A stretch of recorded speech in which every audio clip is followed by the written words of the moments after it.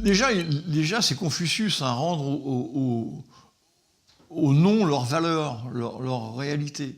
Sinon, on se comprend mal. Taiji, c'est le grand fait à l'origine, mais c'est le grand fait quand on se situe à l'extérieur.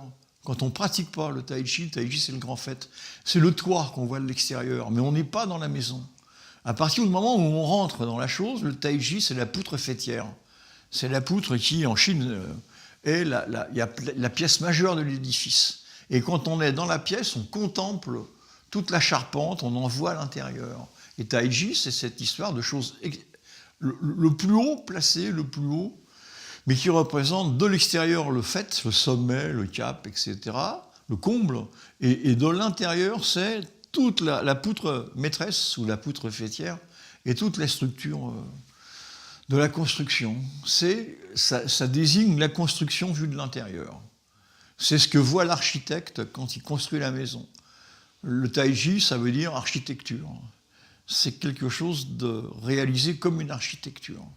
C'est un plan fabuleux qui va permettre de construire un édifice. Alors après, grand fait, c'est selon les époques. Hein. Actuellement, le taiji, c'est devenu le grand fait, parce qu'on ne sait pas. Mais il y a longtemps, c'était le grand comble. Dans tous les textes des jésuites 18e, c'était le comble. Parce qu'il y avait de fond en comble. Mais ça peut être le chef, le cap. Le grand chef, ou le grand cap, comme le chapeau, quoi. De pied en cap, comme les chevaliers.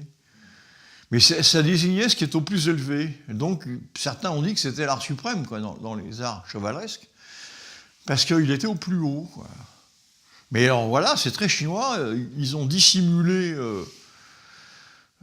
un art extrêmement efficace pour que, vu de l'extérieur, ça soit une sorte de chorégraphie.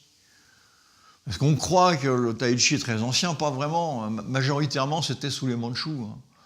Les grandes écoles de taiji étaient sous les Mandchous. Et les Mandchous avaient interdit la pratique des arts martiaux aux Chinois, quoi.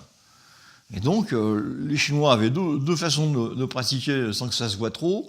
Les danses du lion, les danses du dragon, etc., qui étaient planquées sous un truc, et ils faisaient des tao, quoi, des katas, cachés sous un truc en papier. Et les Mandchous applaudissaient, alors qu'en dessous, les jeunes, ils faisaient tout leur mouvement, avec les postures et tout. Ou alors du tai chi dans un parc, où ils faisaient leurs choses lentement. Et les Mandchous disaient, oh ouais, c'est une sorte de danse, nous on est des brutes. Mais il s'était un peu caché la réalité sous un aspect édulcoré. Ça, c'est très chinois, quoi. C'est de la dissimulation.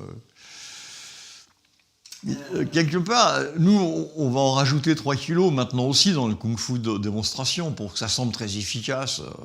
Le gars, il met un coup de poing, il y en a 3 qui tombent. Mais à l'origine, c'était totalement le contraire. Il fallait que ça semble parfaitement inefficace.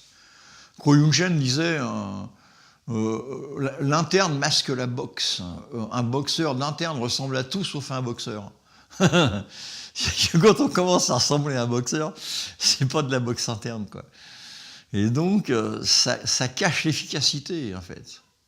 C'est un peu notre principe de main de fer dans un gant de velours, plutôt que la main de velours dans un gant de fer, quoi. C'est un peu maintenant, on a un gant de fer, il y a une main de velours, alors que là, c'était un peu dissimuler l'efficacité dans un principe complexe, déjà, que les gens ne comprennent pas trop.